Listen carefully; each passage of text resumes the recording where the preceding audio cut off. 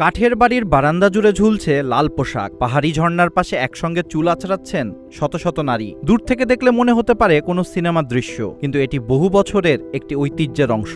চীনের গুয়াংশি দাঝাই গ্রামে অনুষ্ঠিত হয়েছে বার্ষিক ক্লথস ড্রাইং ফেস্টিভ্যাল।